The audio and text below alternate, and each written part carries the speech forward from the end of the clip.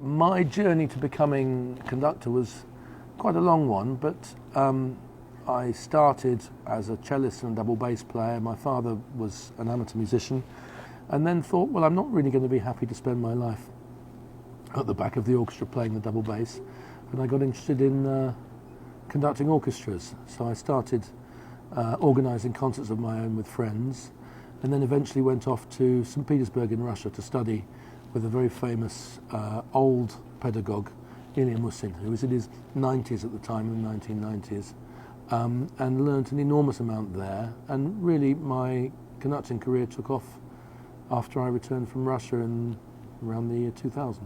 This is actually my first time in Arizona, and it's a great pleasure to come here to Prescott. This is a part of the US that I've never been to before, and I've been made to feel very welcome since I arrived last night, which is wonderful. I think for so many people, the Nutcracker is their first experience of music. And in fact, I have a little 5-year-old boy, and it's going to be his first Nutcracker this year. We're very much looking forward to taking him to a production in London.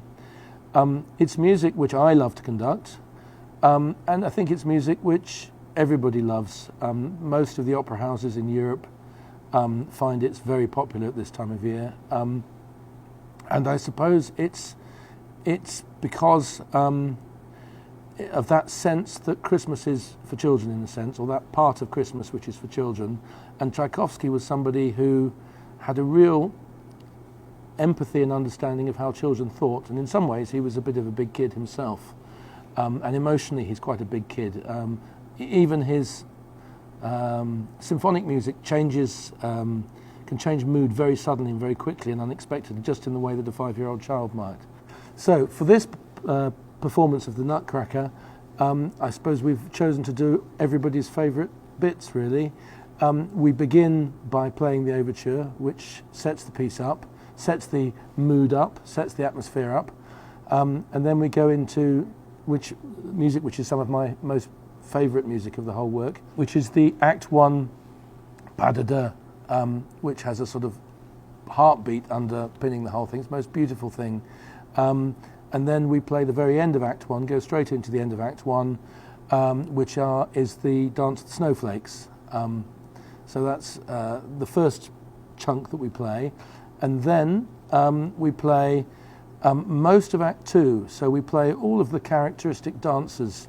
So it takes us all around the world, really, with music evocative of Spain and different places, Italian dance, very colourful music and very colourful dancers.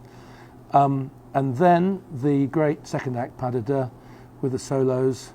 Most extraordinary music, the pas de deux itself, because it's simply based on a descending scale, a simple scale of music, and yet Tchaikovsky makes something so magical out of it. And then we play right to the end of the act with the concluding waltzes. I mean, it's a wonderful work which I enjoy every second and every moment of. Conducting ballet is always difficult because you have so many things to keep in check. You've got to be conducting your orchestra, you've got to keep an eye on the dancers, you have children singing at the end of the first act.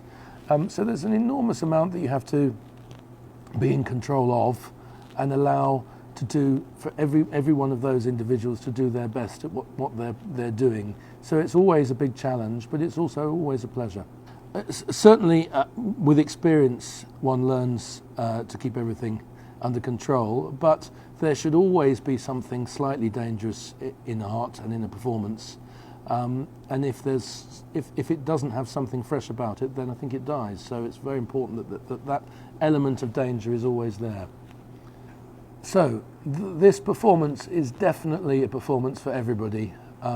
As I mentioned, I'm taking my 5-year-old to his first Nutcracker this year, and I would recommend that you all bring your families too, because it's going to be a colourful evening of wonderful melodies and wonderful music. We have lots of young people on stage as well as in the audience, so I think come along and we'll all have a ball.